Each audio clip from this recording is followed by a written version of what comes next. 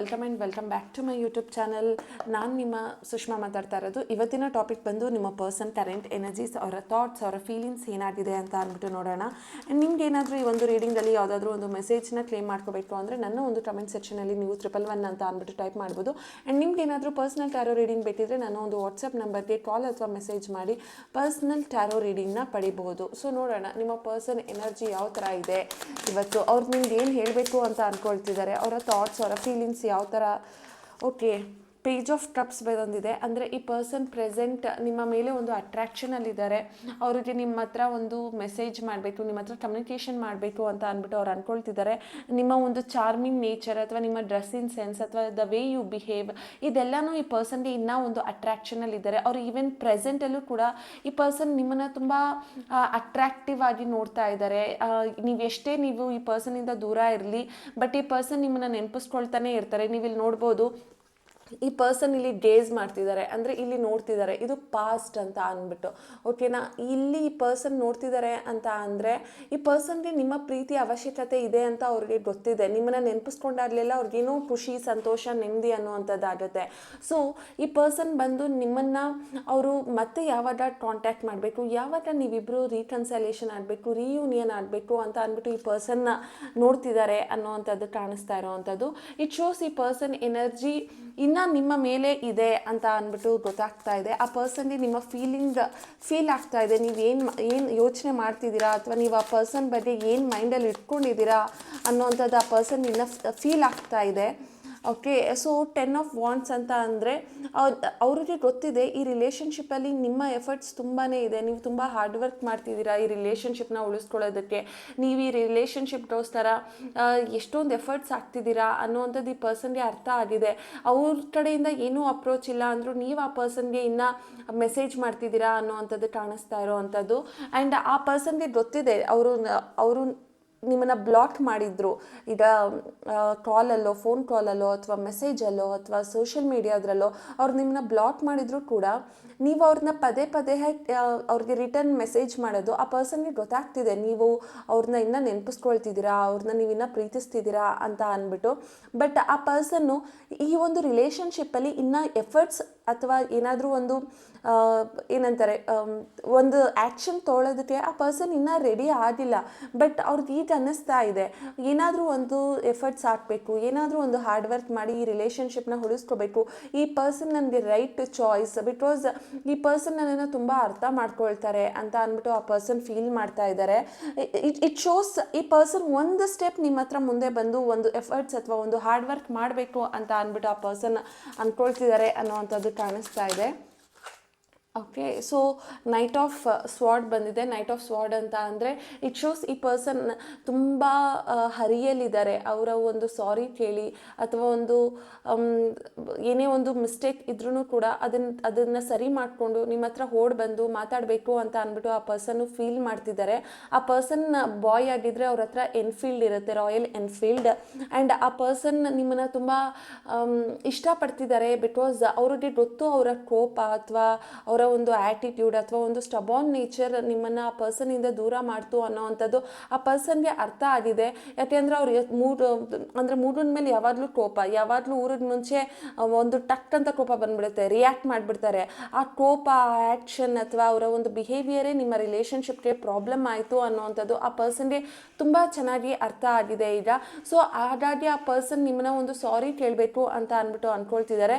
ಯಾರಾದರೂ ಗರ್ಲ್ಸ್ ಈ ರೀಡಿಂಗ್ನ ನೋಡ್ತಿದ್ರೆ ಅಥವಾ ನಿಮ್ಮ ಹುಡುಗಿ ಏನಾದರೂ ರೈಟ್ ಸೈಡಲ್ಲಿ ವಾಚ್ ಹಾಕಿದ್ರೆ ಇದು ಕೂಡ ನಿಮಗೆ ಕನ್ಫರ್ಮೇಷನ್ ನಿಮ್ಮ ಪರ್ಸನ್ ನಿಮ್ಮನ್ನು ಆದಷ್ಟು ಬೇಗ ರೀಚ್ ಔಟ್ ಆಗೋದಕ್ಕೆ ಟ್ರೈ ಮಾಡ್ತಿದ್ದಾರೆ ಅಂತ ಅಂದ್ಬಿಟ್ಟು. ಆ್ಯಂಡ್ ಆಲ್ಸೋ ಅವರ ಒಂದು ರಾಶಿ ಬಂದು ವೃಷಭ ರಾಶಿ, ಕನ್ಯಾ ರಾಶಿ ಮತ್ತು ತುಲಾ ರಾಶಿ ಆಗಿರುತ್ತೆ. ಆ್ಯಂಡ್ ಆಲ್ಸೋ ಕುಂಭರಾಶಿ, ಮಿಥುನ ರಾಶಿ ಆಗಿರುತ್ತೆ. ಇಲ್ಲೊಂದು ಕಾರ್ಡ್ ಇದೆ. Okay, temperance card. Action slow ಇರ್ಬೋದು, ಅವರು ನಿಮ್ಮ ಹತ್ರ ಏನು ರಿಯಾಕ್ಟ್ ಮಾಡದೇ ಇರ್ಬೋದು, ಅಥವಾ ನಿಮ್ಮಿಬ್ಬರ ಮಧ್ಯೆ ಇರುವಂಥ ಒಂದು ಮಿಸ್ಅಂಡರ್ಸ್ಟ್ಯಾಂಡಿಂಗ್ನ ಈ ಪರ್ಸನ್ನು ಕ್ಲಿಯರ್ ಮಾಡ್ಕೊಳ್ಳೋದಕ್ಕೆ ಟ್ರೈ ಮಾಡ್ತಾರೆ, ನಿಮ್ಮ ಹತ್ರ ಒಂದು ಕಮ್ಯುನಿಕೇಟ್ ಮಾಡೋದಕ್ಕೆ ಟ್ರೈ ಮಾಡ್ತಾರೆ, ಅವರ ಹಾರ್ಟ್ ಚಕ್ರನ ಅವ್ರು ಹೀಲ್ ಮಾಡ್ಕೊಳ್ತಿದ್ದಾರೆ, ಆದಷ್ಟು ಬೇಗ ಒಂದು ರಿಲೇಷನ್ಶಿಪ್ನ ಬ್ಯಾಲೆನ್ಸ್ ಮಾಡಬೇಕು ಅಂತ ಅಂದ್ಕೊಳ್ತಾ ಇದ್ದಾರೆ. ಆ್ಯಂಡ್ ಆ ಪರ್ಸನ್ ನಿಮ್ಮನ್ನು ಯಾವಾಗಲೂ ಕೂಡ ಅವರು ನೆನಪಿಸ್ಕೊಳ್ತಾ ಇರ್ತಾರೆ. ಸ್ಲೋ ಗ್ರೋತ್ ಇರ್ಬೋದು, ಬಟ್ ರಿಲೇಷನ್ಶಿಪ್ಪಲ್ಲಿ ಆ ಪರ್ಸನ್ ನಿಮ್ಮನ್ನು ಇಷ್ಟಪಡ್ತಾ ಇರುವಂಥದ್ದು ಆ ಪರ್ಸನ್ಗೆ ಅರ್ಥ ಆಗಿದೆ. ಸೊ ಹಾಗಾಗಿ ಈ ಪರ್ಸನ್ ಅಪ್ರೋಚ್ ಮಾಡಬೇಕು ಅಂತ ಅಂದ್ಬಿಟ್ಟು ಅಂದ್ಕೊಳ್ತಾ ಇದ್ದಾರೆ. ಬಟ್ ಅವರ ಒಂದು ಕೋಪ ಈಗ ಒಂದು ಪೇಷನ್ಸ್ ಗೆ ಬರ್ತಾ ಇದೆ. ಅಂದರೆ ಅವ್ರಿಗೆ ಅತಿಯಾದ ಕೋಪ ಏನಿತ್ತು ಅದರಿಂದ ಈಗ ಈ ಪರ್ಸನ್ ತಾಳ್ಮೆ ತೊಗೊಂಡು ನಿಮ್ಮ ಒಂದು ರಿಲೇಷನ್ಶಿಪ್ನ ಹೇಗೆ ಸರಿ ಮಾಡಬೇಕು ಅಂತ ಅಂದ್ಬಿಟ್ಟು ಆ ಪರ್ಸನ್ ಥಿಂಕ್ ಮಾಡ್ತಿದ್ದಾರೆ. ಸೊ ಇಟ್ ಶೋಸ್ ಈ ಪರ್ಸನ್ ನಿಮ್ಮ ಹತ್ರ ಒಂದು ಸ್ಟೆಪ್ ಮುಂದೆ ಹಾಕೋದಕ್ಕೆ ಟ್ರೈ ಮಾಡ್ತಾರೆ ಅಂತ ಅಂದ್ಬಿಟ್ಟು ರಿಲೇಷನ್ಶಿಪ್ನ ಬ್ಯಾಲೆನ್ಸ್ ಮಾಡಬೇಕು ಅಂತ ಅಂದ್ಕೊಳ್ತಾ ಇದ್ದಾರೆ. ಒಂದು ಸ್ಟೆಪ್ ಈ ಪರ್ಸನ್ ಮುಂದೆ ಬರಬೇಕು ನಿಮ್ಮ ರಿಲೇಷನ್ಶಿಪ್ಪಲ್ಲಿ ಅಂತ ಅಂದ್ಕೊಳ್ತಿದ್ದಾರೆ. ನೀವೇನಾದರೂ ಮ್ಯಾನಿಫೆಸ್ಟೇಷನ್ ಮಾಡ್ತಿದ್ರೆ ಅಥವಾ ಏಂಜಲ್ಸ್ಗೆ ನೀವೇನಾದರೂ ಕೇಳ್ಕೊಳ್ತಿದ್ರೆ ಅಥವಾ ರಿಪೀಟೆಡ್ ಏಂಜಲ್ಸ್ ನಂಬರ್ಸ್ನ ನೋಡ್ತಾ ಇದ್ರೆ ಈ ಒಂದು ಕಾರ್ಡ್ ನಿಮ್ಗೆ ಹೇಳ್ತಾ ಇದೆ. ಈ ಥರ ನೀವು ಏನೇ ನೋಡಿದ್ರು ಇಲ್ಲಿ ನೀವು ನೋಡ್ಬೋದು, ಇಲ್ಲಿ ಏಂಜಲ್ಸ್ದು ವಿಂಗ್ಸ್ ಇದೆ. ಸೊ ಹಾಗಾಗಿ ನೀವೇನಾದರೂ ಏಂಜಲ್ಸ್ ನಂಬರ್ಸ್ನ ತುಂಬ ರಿಪೀಟೆಡ್ ಆಗಿ ನೋಡ್ತಾ ಇದ್ರೆ ನಿಮ್ಗಿದು ಒಂಥರ ರಿಅಶ್ಯೂರೆನ್ಸ್, ನಿಮ್ಮ ಪರ್ಸನ್ ನಿಮ್ಮ ಲೈಫಲ್ಲಿ ವಾಪಸ್ ಬರ್ತಾರೆ ಅಂತ ಅಂದ್ಬಿಟ್ಟು ಅರ್ಥ. ಸೊ ಆ ಪರ್ಸನ್ ರಿಲೇಷನ್ಶಿಪ್ನ ಬ್ಯಾಲೆನ್ಸ್ ಮಾಡಬೇಕೀಗ ಅಂತ ಅಂದ್ಬಿಟ್ಟು ಅವ್ರು ಅಂದ್ಕೊಳ್ತಾ ಇದ್ದಾರೆ. ಸೊ ಈ ಪರ್ಸನ್ಗೆ ಈಗ ನಿಮ್ಮಿಂದ ಆ ಪರ್ಸನ್ ದೂರ ಆಗಿರ್ಬೋದು, ಆದರೆ ಈಗ ಈ ಪರ್ಸನ್ ಆ್ಯಕ್ಷನ್ ತೊಗೊಳ್ಳೋದಕ್ಕೆ ಅಂತ ಅಂದ್ಬಿಟ್ಟು ಬರ್ತಿದ್ದಾರೆ. ಬಟ್ ಏನು ಅಂತ ಅಂದರೆ ತುಂಬ ಮಿಸ್ಅಂಡರ್ಸ್ಟ್ಯಾಂಡಿಂಗ್, ಮಿಸ್ಕಮ್ಯುನಿಕೇಷನ್ ಇರೋದ್ರಿಂದ ಈ ಪರ್ಸನ್ ನಿಮ್ಮಿಂದ ದೂರ ಹೋದ್ಮೇಲೆ ಅವ್ರಿಗೆ ಬೇರೆ ಬೇರೆ ವ್ಯಕ್ತಿಗಳು ಅವರ ಒಂದು ಮೈಂಡನ್ನು ಡಿಸ್ಟರ್ಬ್ ಮಾಡ್ತಿದ್ದಾರೆ ಅನ್ನೋವಂಥದ್ದು ಕಾಣಿಸ್ತಾ ಇದೆ. ನಿಮ್ಮಿಂದ ಈ ಪರ್ಸನ್ ದೂರ ಹೋದ್ಮೇಲೆ ಇವರ ಒಂದು ತಲೆಗೆ ಯಾರೋ ಬೇರೆ ವಿಚಾರಗಳನ್ನ ತುಂಬ್ತಿದ್ದಾರೆ. ಅಂದರೆ ನೀನು ಆ ಥರ ಇರು, ನೀನು ಈ ಥರ ಇರು, ಅಥವಾ ನಿನ್ನ ಜೀವನದಲ್ಲಿ ಯು ಆರ್ ಬೆಸ್ಟ್, ನಿನಗೆ ಆ ಪರ್ಸನ್ ರೈಟ್ ಚಾಯ್ಸ್ ಅಲ್ಲ, ನಾನು ರೈಟ್ ಚಾಯ್ಸ್, ಈ ಥರ ಯಾರೋ ಇನ್ಫ್ಲೂಯೆನ್ಸ್ ಮಾಡ್ತಾ ಇದ್ದಾರೆ. ಈ ಪರ್ಸನ್ ನಿಮ್ಮ ಬಗ್ಗೆ ಥಿಂಕ್ ಮಾಡ್ತಿದ್ರು ಕೂಡ ಯಾರೋ ಒಬ್ಬರು ಇಂಟರ್ಫಿಯರೆನ್ಸ್ ಆಗ್ತಿದ್ದಾರೆ. ನಿಮ್ಮಿಂದ ನಿಮ್ಮ ಪ್ರೀತಿನ ಬಿಟ್ಟು ದೂರ ಹೋದ್ಮೇಲೆ ಯಾರೋ ಈ ಪರ್ಸನ್ನ ಹ್ಯಾಂಡ್ ಔಟ್ ಮಾಡ್ತಿದ್ದಾರೆ. ಅಂದರೆ ಈ ಪರ್ಸನ್ ಜೊತೆ ಟೈಮ್ ಸ್ಪೆಂಡ್ ಮಾಡೋದಕ್ಕೆ ಟ್ರೈ ಮಾಡ್ತಿದ್ದಾರೆ. ಇವ್ರಿಗೆ ನೋಡಿ ಇರಿಟೇಷನ್ ಆಗ್ತಿರ್ಬೋದು, ಇವ್ರ ಫೇಸ್ ನೋಡಿ ಇರಿಟೇಷನ್ ಥರ ಇದೆ. ನೀವು ಈ ಪರ್ಸನ್ಗೆ ಇಲ್ಲಿ ವೆಯ್ಟ್ ಮಾಡ್ತಾ ಇದ್ದೀರಾ, ಬಟ್ ಯಾರೋ ಇಲ್ಲಿ ಕಾಗೆ ನೋಡ್ಬೋದು, ಯಾರೋ ಬಂದು ಇವರಿಗೆ ಏನೋ ತುಂಬ್ತಿದ್ದಾರೆ ತಲೆಯಲ್ಲಿ ಅನ್ನೋವಂಥದ್ದು ಇಲ್ಲಿ ಕಾಣಿಸ್ತಾ ಇರೋವಂಥದ್ದು. ಸೊ ನೋಡೋಣ, ನಿಮಗೆ ಈ ಪರ್ಸನ್ನು ನಿಮ್ಮನ್ನ ರಿಲೇಷನ್ಶಿಪ್ನ ಬ್ಯಾಲೆನ್ಸ್ ಮಾಡಬೇಕು ಮತ್ತೆ ವಾಪಸ್ ಕಮ್ ಬ್ಯಾಕ್ ಮಾಡಬೇಕು ಅಂತ ಅಂದ್ಕೊಳ್ತಿದ್ದಾರೆ ಅನ್ನೋವಂಥದ್ದು ಕಾಣಿಸ್ತಿದೆ. But what is the guidance, ನಿಮಗೆ ಏನು ಗೈಡೆನ್ಸ್ ಇದೆ ಇವತ್ತು ಅಂತ ಅಂದ್ಬಿಟ್ಟು ನೋಡೋಣ. ಈ ಪರ್ಸನ್ನ ಕಾರಣದಿಂದ ನಿಮಗೆ ಯೂನಿವರ್ಸ್ ಏನು ಗೈಡೆನ್ಸ್ ಕೊಡೋದಕ್ಕೆ ಇಷ್ಟಪಡ್ತಾ ಇದೆ ಅಂತ ಅಂದ್ಬಿಟ್ಟು. Okay, knight of cups, just wait. ನಿಮ್ಮ ಒಂದು ರಿಲೇಷನ್ಶಿಪ್ ಪ್ಯಾಚಪ್ ಆಗುತ್ತೆ. ಈ ಪರ್ಸನ್ ನಿಮ್ಮ ಲೈಫಲ್ಲಿ ಬರ್ತಿದ್ದಾರೆ, ಕಪ್ಸ್ನ ಇಟ್ಕೊಂಡು ಬರ್ತಿದ್ದಾರೆ.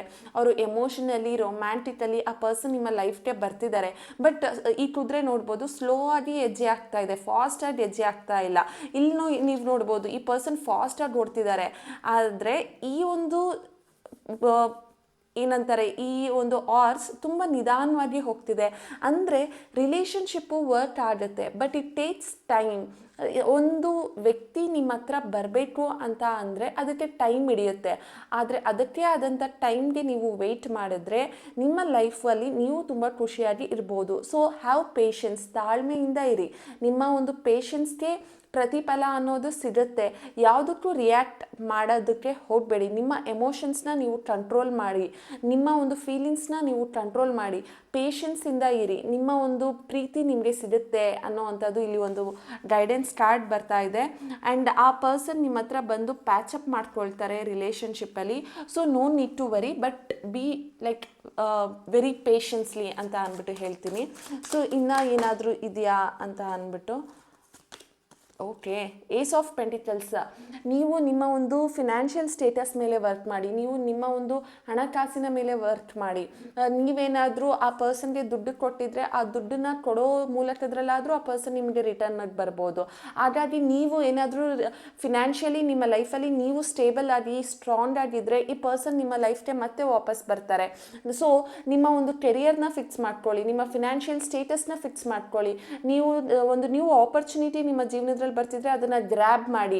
ಈಗ ನಿಮ್ಮ ಲೈಫಲ್ಲಿ ಯಾವುದೋ ಒಂದು ಜಾಬ್ಗೆ ಹೋದರೆ ನೀವು ತುಂಬ ಚೆನ್ನಾಗಿ ಸೆಟಲ್ ಆಗ್ಬೋದು ಅಂತ ನಿಮ್ಗೆ ಅನಿಸ್ತಿದ್ರೆ ಅಲ್ಲಿ ಸೆಟಲ್ ಆಗಿ, ಮೈಂಡನ್ನು ಡೈವರ್ಟ್ ಮಾಡ್ಕೊಳ್ಳಿ. ಯಾವಾಗಲೂ ಈ ಪರ್ಸನ್ ಮೇಲೇ ನಿಮ್ಮ ಮೈಂಡನ್ನು ಫಿಕ್ಸ್ ಮಾಡ್ಕೋಬೇಡಿ ಅಂತ ಅಂದ್ಬಿಟ್ಟು ಬರ್ತಾ ಇದೆ. ಆ್ಯಂಡ್ 10 ಆಫ್ ಸ್ವಾರ್ಡ್, ನೀವು ಎಮೋಷನಲಿ, ಮೆಂಟಲಿ, ಫಿಸಿಕಲಿ ಡಿಸ್ಟರ್ಬ್ ಆಗೋಗಿದ್ದೀರಾ. ಇಲ್ಲಿ ನೀವು ನೋಡ್ಬೋದು ಒಬ್ಬ ವ್ಯಕ್ತಿ ಮೇಲೆ ಎಷ್ಟು ಈ ಒಂದು ಸ್ವೋರ್ಡ್ ಅನ್ನುವಂಥದ್ದು ಚುಚ್ಚಿದ್ದಾರೆ. ಹಂಗಂದರೆ ನೀವು ಮಾನಸಿಕವಾಗಿ, ದೈಹಿಕವಾಗಿ ಕುಗ್ಗೋಗಿದ್ದೀರಾ ನಿಮ್ಮ ಲೈಫಲ್ಲಿ. ಬಟ್ ಅದರಿಂದ ಓವರ್ಕಮ್ ಆಗಿ ನೀವಿಲ್ಲಿ ಎಷ್ಟೇ ಈ ಎನರ್ಜಿನ ನೀವು ನೋಡ್ಬೋದು, ಎಷ್ಟು ಬ್ಲ್ಯಾಕ್ ಎನರ್ಜಿ. ಬಟ್ ಇಲ್ಲಿ ಬ್ಯಾಕ್ಗ್ರೌಂಡಲ್ಲಿ ಅಂದರೂ ಕೂಡ ಇಲ್ಲಿ ಯೆಲ್ಲೋ ಕಲರ್ ಇದೆ ಅಲ್ವಾ. ಹಂಗಂದ್ರೆ ನಿಮ್ಮ ಲೈಫಲ್ಲಿ ಒಂದು ನ್ಯೂ ಸ್ಟಾರ್ಟ್ ಆಗುತ್ತೆ, ಒಂದು ನ್ಯೂ ಫೇಸ್ ಬರುತ್ತೆ, ಒಂದು ನ್ಯೂ ಆಪರ್ಚುನಿಟಿ ಬರುತ್ತೆ. ಇದೇ ಲೈಫ್ದು ಎಂಡಿಂಗ್ ಅಲ್ಲ. ಸೊ ನಿಮ್ಮ ಲೈಫಲ್ಲಿ ಏನು ಎಂಡ್ ಆಯಿತೋ ಅದರಿಂದ ನಿನ್ನೆ ನ್ಯೂ ಬಿಗಿನಿಂಗ್ ಆಗುತ್ತೆ. ಸೊ ನಿಮ್ಮ ಜೀವನದಲ್ಲಿ ಒಂದು ನ್ಯೂ ಸ್ಟಾರ್ಟ್, ನ್ಯೂ ಬಿಗಿನಿಂಗ್ ಅಂತ ಇದ್ದಾಗ ಯಾವುದಕ್ಕೆ ಪಾಸ್ಟಲ್ಲಿ ಕುತ್ಕೊಂಡು ಯಾಕೆ ಅಳ್ತೀರಾ? ಪ್ರೆಸೆಂಟ್ ಮತ್ತು ಫ್ಯೂಚರ್ ಬಗ್ಗೆ ತುಂಬ ಆಲೋಚನೆ ಮಾಡಿ. Overthinking doesn't take tomorrow's trouble, it takes today's peace ಅಂತ ಅಂದ್ಬಿಟ್ಟು ಹೇಳ್ತೀನಿ.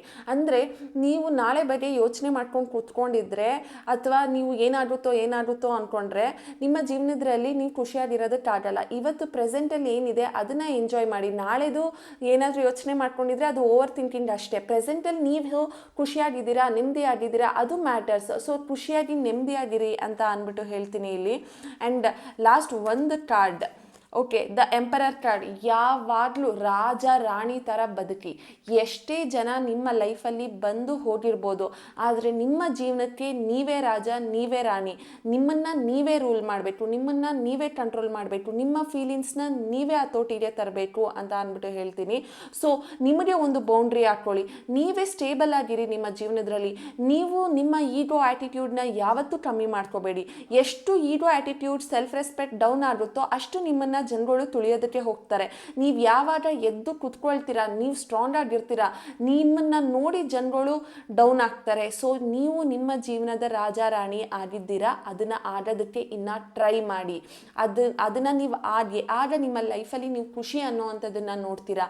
ನಿಮಗೆ ಏನು ಬೇಕೋ ಅದು ನಿಮಗೆ ಸಿಗುತ್ತೆ. ಯಾವಾಗ ನೀವು ಸ್ಟ್ರಾಂಗ್ ಆಗಿ, ಸ್ಟೇಬಲ್ ಆಗಿ ಕುತ್ಕೊಳ್ತೀರಾ, ಅವತ್ತಿನ ದಿನ ನಿಮಗೆ ಯೂನಿವರ್ಸ್ ಏನು ಕೊಡಬೇಕೋ ಅದನ್ನು ಕೊಡುತ್ತೆ.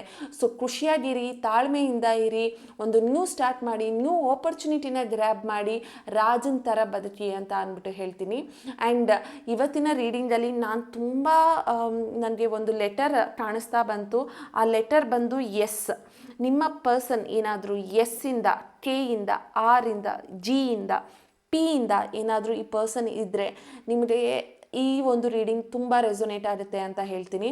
ಆ್ಯಂಡ್ ಆಲ್ಸೋ ನಿಮ್ಮ ಒಂದು ಡೇಟ್ ಆಫ್ ಬರ್ತ್ ಬಂದು 4, 13, 22, 31, 6, 15, 24, 2, 11, 20, 29 ಇದಾಗಿದ್ದರೆ, ಅಥವಾ ನಿಮ್ಮ ವ್ಯಕ್ತಿ ಈ ಒಂದು ಡೇಟ್ ಆಫ್ ಬರ್ತಲ್ಲಿ ಹುಟ್ಟಿದ್ರೆ ನಿಮಗೆ ಈ ಒಂದು ರೀಡಿಂಗ್ ತುಂಬಾ ರೆಸೊನೇಟ್ ಆಗುತ್ತೆ ಅಂತ ಅಂದ್ಬಿಟ್ಟು ಹೇಳ್ತೀನಿ. ಆ್ಯಂಡ್ ಇದಾಗಿತ್ತು ಇವತ್ತಿನ ರೀಡಿಂಗ್. ನಿಮ್ಗೇನಾದರೂ ಈ ಒಂದು ರೀಡಿಂಗ್ ಇಷ್ಟ ಆಗಿದ್ರೆ ನನ್ನ ಒಂದು ಕಮೆಂಟ್ ಸೆಕ್ಷನಲ್ಲಿ ನೀವು ತಿಳಿಸಿ. Thank you.